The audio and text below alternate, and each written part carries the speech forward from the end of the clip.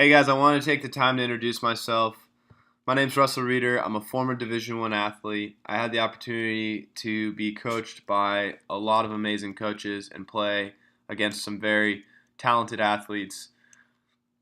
And I wanted in this video to walk through why we built this website, what you can expect from a coaching session, and the true power of film room coaching. And again, film room coaching heavily implemented at the college and professional level. So I really hope that this solidifies what we do and gives you guys a really good idea of what you can expect from us and how we can help you reach your goals. So as we start here, guys, we're going to take a look at this first clip before I show you some demo cut-ups of our coaches breaking down athletes, because I think this is such an amazing clip to really show you guys the power of film, right? So if we play this clip through, we're looking at this linebacker. You know, he's watching this tape and he doesn't think anything, right? The ball's not thrown to him. There's not much coaching that goes on to this athlete here, when in reality, there are so many things that need to be fixed with this and so many coaching points that this athlete needs to focus on. And the ball's not even thrown to him. And I'm going to show you guys why and show you the power of film room training and why it's so vital. So if we take a look at this athlete, the very first thing that I notice is he shouldn't be so tight to the ball. He looks like he's almost at 3 yards. He should be closer to 5 yards, right on that 45-yard line. The second thing, if we're looking at situational awareness here, guys, which is so important, it's third down, 5 yards to go, quads, heavy pass set. We're already thinking that they're going to throw the ball here. Secondly, what are his keys? Let's see, what should he be looking at? It looks like his eyes are in the backfield at the quarterback. That's not what we want to be looking at as a linebacker, guys. We're going to teach you what you should be looking at, what your real keys are, and depending on what your keys do, what does that tell you? And in this case, his keys are the alignment. A linebacker's keys is always the alignment. You want to read run pass first. And right here, if you look at the O-line, pigs on parade, high hats, you can tell right away that it's a pass. And that will allow this athlete to not have this super long step up, guys. This is killing him. I mean, look at this. Watch this. He's right here. The quarterback's already set. And if you guys notice at the bottom of your screen, number 3 is right in that, right? He's wide open in that slant window where that linebacker should be. And this is the power of film room coaching, guys. If he had situational awareness, if he was reading the right stuff, he would set himself up for success to make a play on the ball and make the plays that he needs to make in order to reach his goals, whether that be starting at his position, all conference, or playing at the next level, guys. So many athletes today are so concerned with exposure, and I'm telling you right now, if a college coach saw this kid's tape and saw this read and saw this hip turn, he's never going to pick up the phone and call. That's the power of film room coaching. We are going to refine your technique. We're going to teach you situational awareness. We're going to help you train smart. We're going to let you know where you stand. All these amazing things bundled up from the best coaches on your film, personalized to your film at an affordable cost, guys. So what I'm going to do now is I'm going to go into some demo coaching sessions from our coaching staff. I want you guys to look at the high-level coaching that takes place and hopefully show you why you should be getting a personalized film session with Athletic Outlook. Hello, Kevin. This is Coach Quick. I'm looking forward to working with you today and working on several different components of your game. But primarily as a defense, I'm really going to look at your eyes, your hands, and your feet as a safety. Those are going to really determine your opportunity for success. So we're going to look at those components as we move through the video here and see if we can help improve your performance. All right, so let's go ahead and move forward. Okay, Kevin, there you are, back in the middle again. Okay, let's go back. I saw a little hesitation here. Let's see if we can help with your play, how you determine where the play is going here. So here we are, pre-snap. There you are. Okay, what are you looking at? I'm not sure. It looks to me like you're looking at the quarterback. Well, initially, especially in shotgun football, he's not going to tell us a lot. Maybe you've heard it before, but for you, a good tell is going to be formation, where the potential blockers are, the strength, but also here with offset back, if they're going to run their RPO game or if they're going to run the ball, it's most likely going to your right to their left because the running back is offset. Let's say run a counter. To run a counter, they're going to have to pull, correct? So if you can get a read on an uncovered lineman, let's say number, I think it's 78, their tackle. So if you could read either tackle, and here I think if you can read the tackle opposite the back, it's going to tell you a lot. If he steps to that outside linebacker, it's likely the play is going in that direction. They have a wing there that's going to be blocking down. So you can anticipate the ball going that way. Now, if that tackle would pull to your left, now you can anticipate that we're going to get more of a counter action out of the back, and it'd be coming back, and you could be sitting right at the point of attack. So we can eliminate that false step. The other thing I'd say is in your stance. Again, your hips are really high in your stance. You're really kind of too relaxed. So let's make sure we get a little bit of tension in our body so we're able to step in a positive direction. Let's try and read that lineman opposite the back. Should help us, or the uncovered sometimes. But here, because they have the tackle with a wing, the back set away. That's a great place for them to run the ball. That tackle will tell you everything. He'll tell you if it's pass. He'll tell you if it's run in that direction or counter away if he's pulling. Okay, so I hope those ideas help you a little bit. So we'll take this little false step out of it here. So see, you're moving to the left a little bit.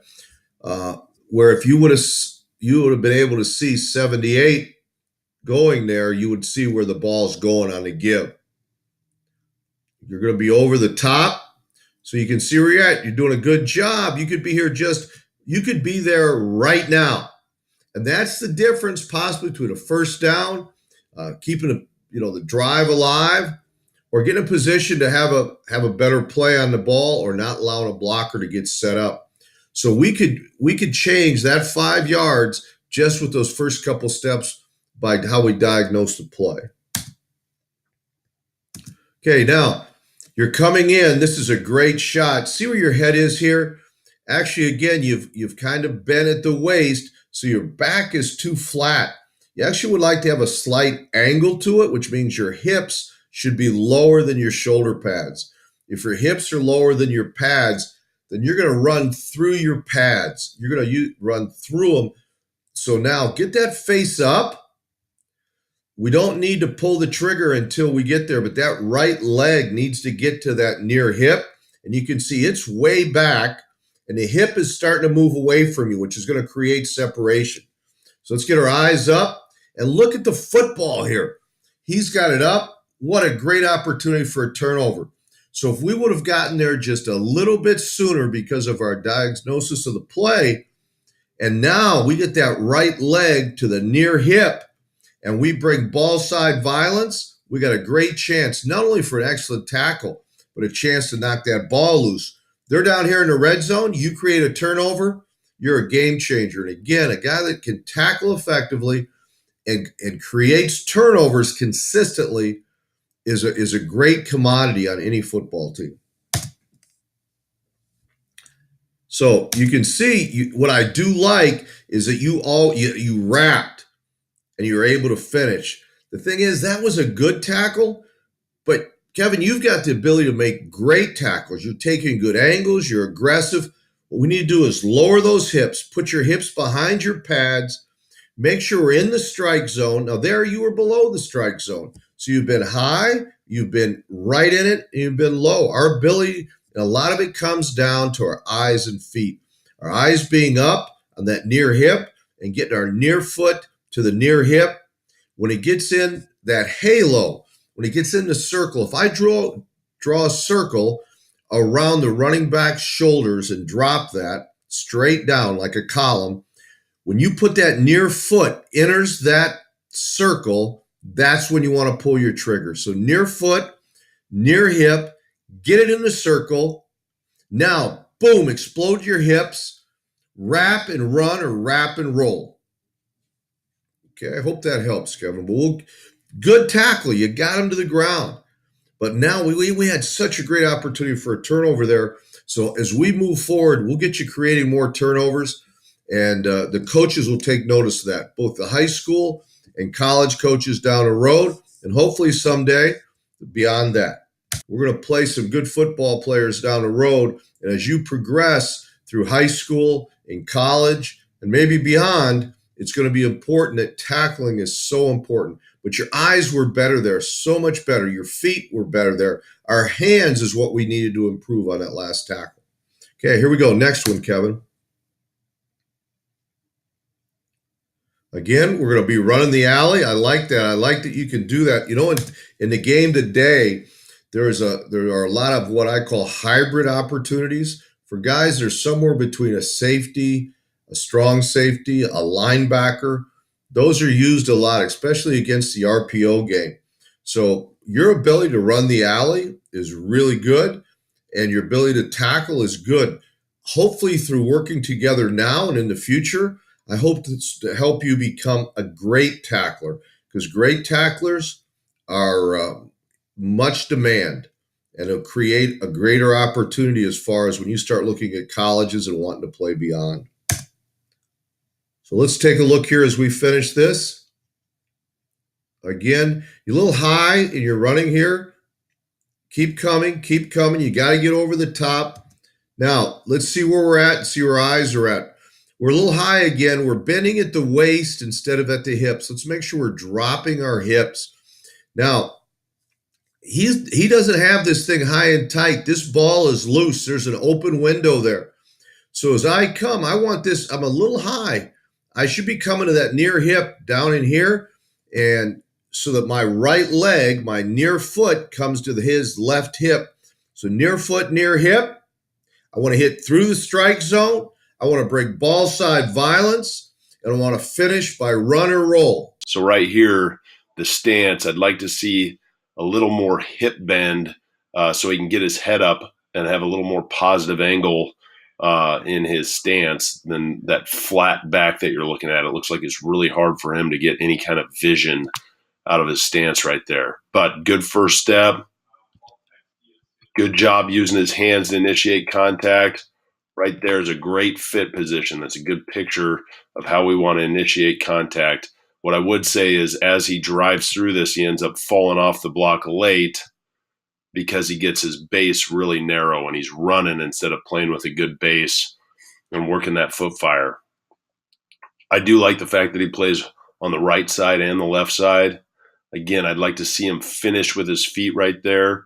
He's got a good natural strike and initiates contact with some authority, but a lot of times it looks like he's unable to finish because his feet. Right here, again, you see some inefficiencies in his stance. His first movement is he pops straight up in the air. And so that's something we look for playing with consistently low pad level. He pops up and doesn't really go anywhere. And then right here, he does a good job of finishing the block and working with leverage. Again, I always like to see the end of the play. I want to see how guys finish the play. There's a lot of 6'2", 285-pound linemen out there. And a lot of times what separates them is their willingness to be physical and finish plays.